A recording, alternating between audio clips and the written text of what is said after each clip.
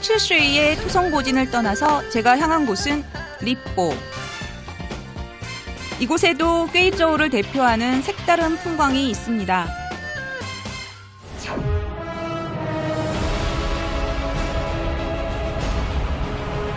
리뽀로 향하는 길. 오똑 솟은 산봉우리 모양이 참 재밌습니다.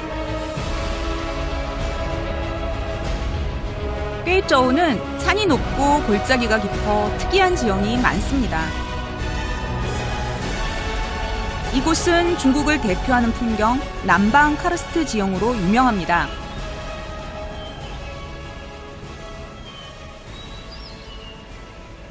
여기는 귀준성 리뽀라는 곳인데요. 남방 카르스트 지형을 대표하는 지형이 있다고 해서 왔습니다. 바로 이것이 바로 소709라는 곳인데요. 이 남방의 카르스트는 어떤 모양을 하고 있는지 들어가서 보려고 해요.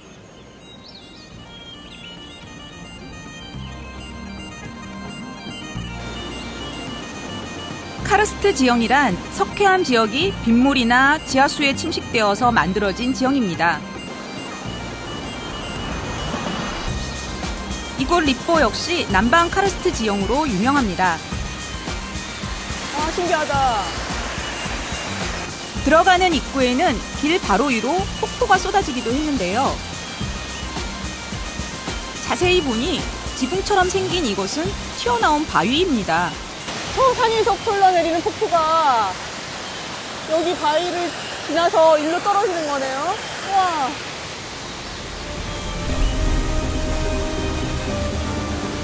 이곳 역시 폭포가 많은데 오면서 봤던 원추형의 오똑 솟은 산, 그리고 기암괴석과 동굴.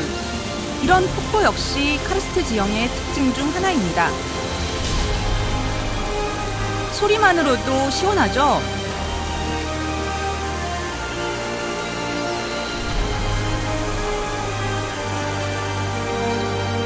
이곳은 숲과 호수가 아름답게 어우러져 있습니다.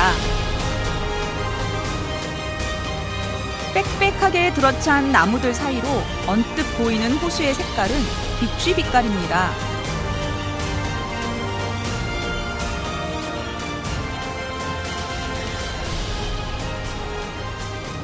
여기엔 모두 6개의 호수가 있다는데요. 이 원앙호는 2개의 커다란 호수와 4개의 작은 호수가 연결되어 있는 호수이고요. 호수 양쪽으로 푸른 나무가 우거져 있어서 정말 그 녹색 경치를 즐길 수 있는 그런 곳입니다. 이 호수를 가장 잘 즐길 수 있는 방법은 바로 배를 타고 돌아보는 것입니다. 입구에서 혼자 여행 온 대학생을 만나서 함께 배를 타기로 했습니다. 지금 배를 굉장히 오래간만에 타고 오는데 또 원앙호에서 타는 배는 어떤 느낌일지.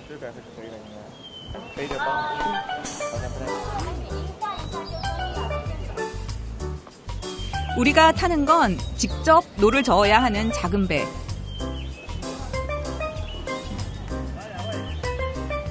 혼자 타기엔 힘들어 보입니다.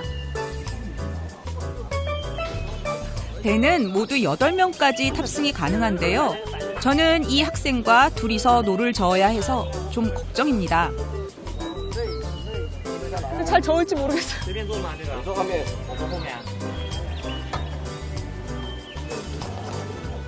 서로 노젓는 호흡을 맞추기 위해서 몇 마디 나눈 뒤에 드디어 출발합니다. 오케이. Welcome to China. 감사합니다. You can see this is a very beautiful place. 你可以说中文啊？那你呢？那个第一次来过那个地方，那个丽波，你呢？第一次来过吗？我这也是我的第一次来。 이분도 여기 리뽀에 처음 오셨다. 하우漂亮啊. 네. 정말 예쁘네요. 잠깐 몇 미터 들어왔는데, 와.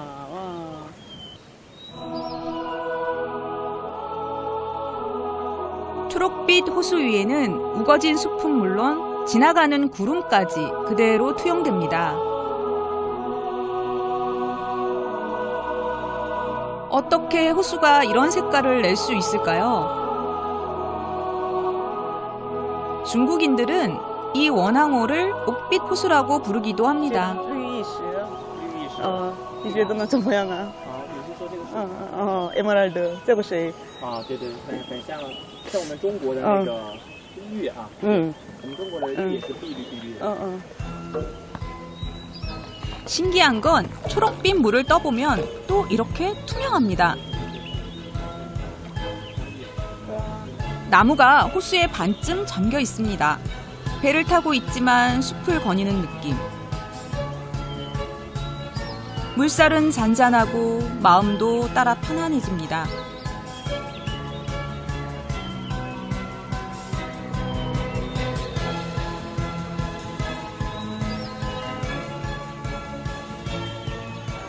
시간이 정말 어떻게 흘러갔는지 모르게 금방 지나갔습니다. 저 밖에서는 상상할 수 없었던 만큼 정말 너무 아름다운 풍경이 이 안에 들어있네요. 너무 정말 이게 한국에 너무 관심이 많은 친구랑 같이 배 타면서 너무 즐거운 시간이었습니다. 정말 한국에 너무 관심이 많은 학생이더라고요. 대학교 2학년생인데 너무 즐거운 시간을 가졌습니다.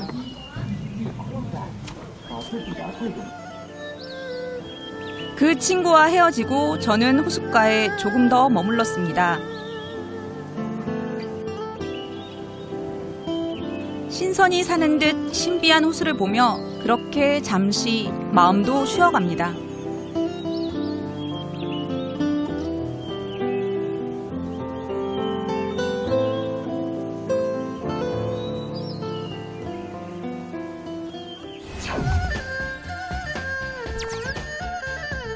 이제 저는 다시 트쉐이로 향합니다.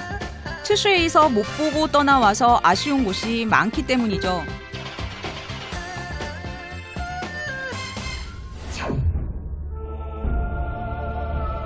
트쉐이는 산도 빼어나지만 물이 좋기로도 유명한 곳입니다.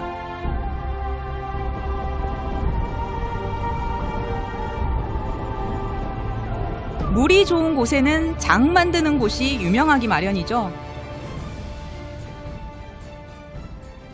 저기 장독대가 되게 많이 있어요.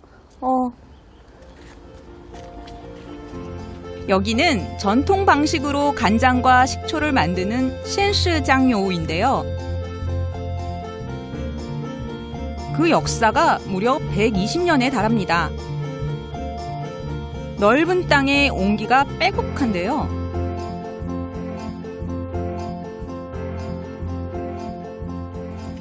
궁금해서 살짝 열어봤더니 제가 알고 있던 간장하고는 뭔가 좀 다릅니다. 액체인데 시큼한 냄새가 나는 게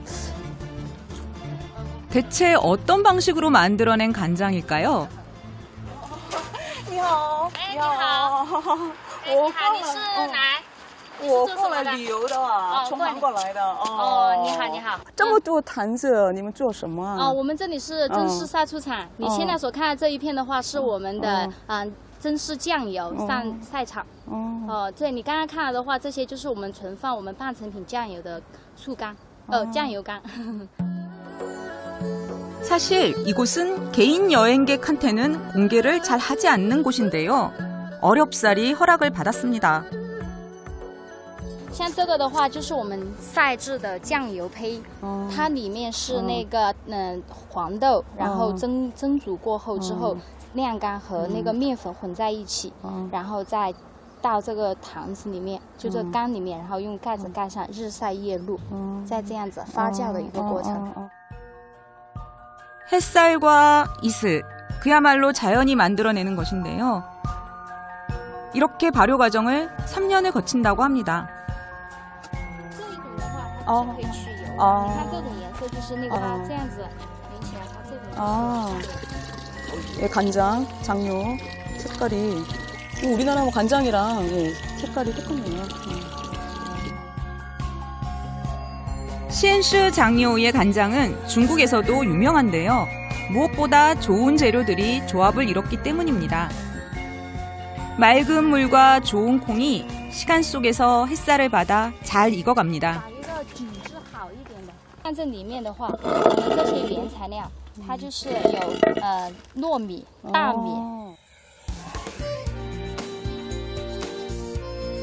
那个混在那个麦皮里面，这个就是那个麦皮，然后它还混着中草药，对，混在一起之后就要发酵。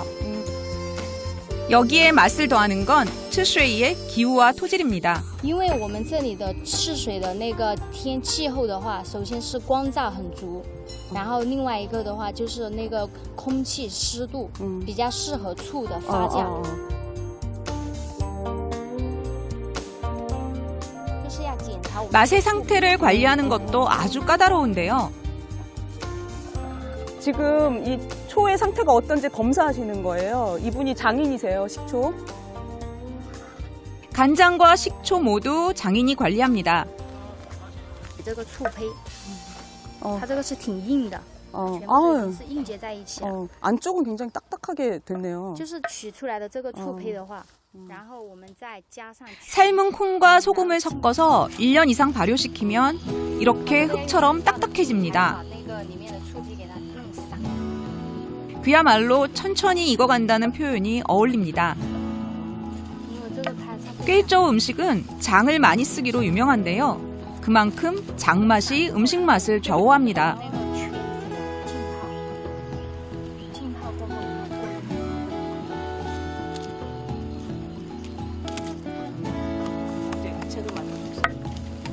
还没有漂亮。 그렇게 배아가 만들어지면 여기에 식초를 부어서 숙성시킵니다. 然后现在它那个汁化的话，我们把醋移到这里面，可以闻一下，散闻。 이렇게 만들어진 식초는 그 냄새부터 특별했습니다. 이 식초 향은 굉장히 좀 은은합니다. 그리고 색깔도 우리나라 식초랑은 달라요. 우리나라 식초는 이렇게 투명한 색인데 이 아까 그 방법으로 만든 식초는 간장처럼 눈으로 보기에는 그냥 간장처럼 보이는 그런 식초입니다. 它有一个大一点的，那这样弄下来。 조금 더 빨리, 많이 만들어낼 수 있는 방법도 있을 텐데요. 要不要有一个长？ 타협하지 않고 우직하게 옛 방식을 고집하는 것. 그래서 어제의 전통 속에 오늘을 사는 것. 츠쉐이의 장은 츠쉐이 사람들을 닮았습니다.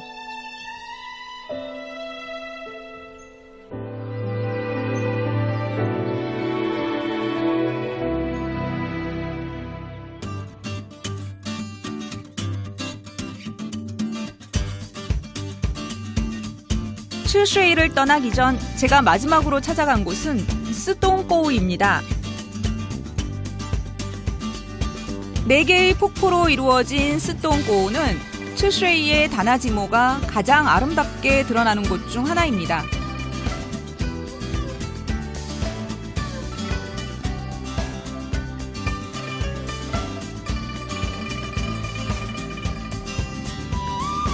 역시 츠쉐이를 대표하는 풍경구입니다.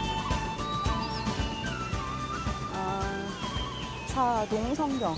예, 사동성경이라고 써 있는데요. 넉사 그리고 골짜기 동인데 이곳 방언으로 여기 골짜기란 뜻이 아니고 동은 폭포라는 뜻이래요. 그리고 선경은 신선이 사는 곳이란 뜻이니까 4개의 폭포가 있는 신선이 사는 곳이라는 의미죠. 그래서 신선이 사는 곳에 있는 4개의 폭포는 과연 어떤 모습을 하고 있을까요?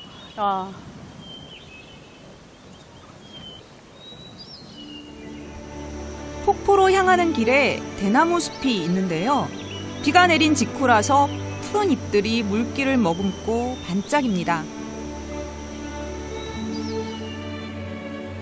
신선세계를 그린 그림들을 보면 대나무가 자주 등장하는데요. 사동성경이라는 이곳의 이름처럼 마치 신선의 세계로 들어가는 기분이 듭니다.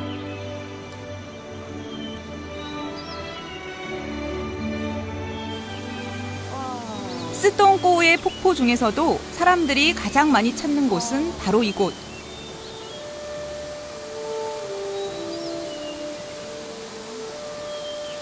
쉐이리엔 똥입니다.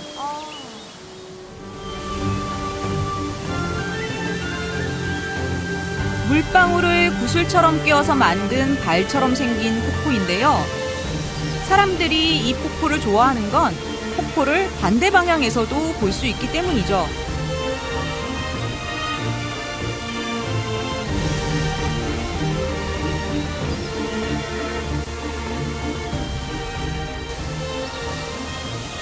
자세히 들여다보면 폭포 건너편에 길이 나 있습니다.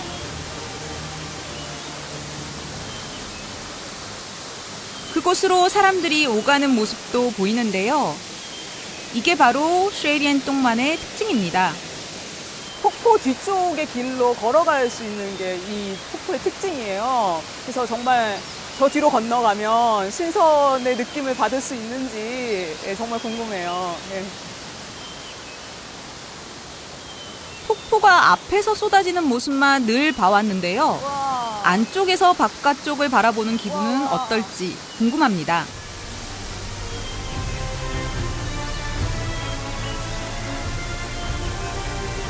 떨어지는 물살 너머로 풍경이 보입니다.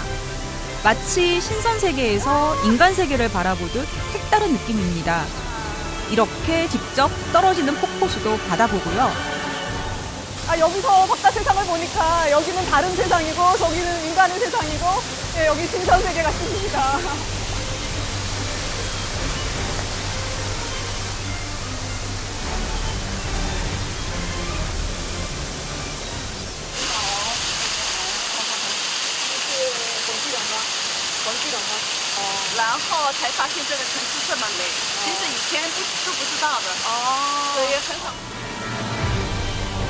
그 옛날 과연 누가 여기서 폭포를 바라보며 망중한을 즐겼을까요?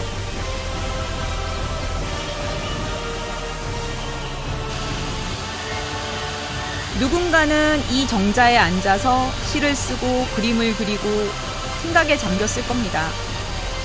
그러면 어느새 시간은 저만큼 흘러가 있었겠죠?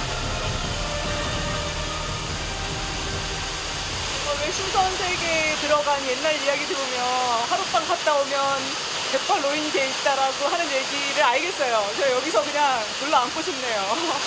저 뒤로 갔을 때는 정말 또 속세를 벗어난 느낌이고 또 여기 앉아서 저 폭포를 보니까 다시 또 저 속으로 들어가고 싶네요. 도교에서는 신선이 되려면 자연 속으로 들어가 수련을 해야 한다고 합니다. 츠쉐이의 폭포를 마주하니 그들이 어떤 마음으로 자연 앞에 섰을지 알 것도 같습니다.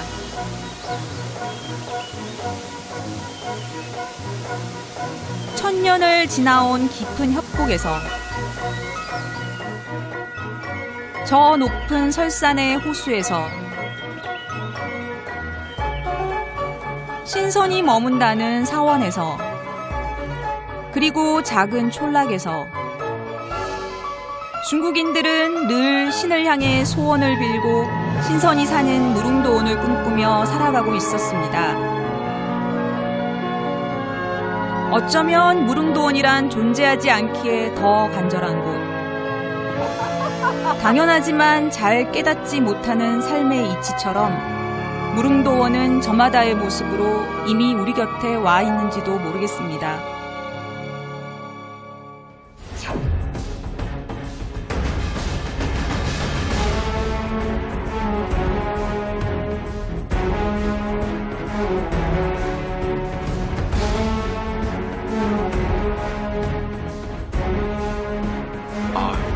청탄 자국이 위에 그대로 남아있네요. 얼마나 조금 안다.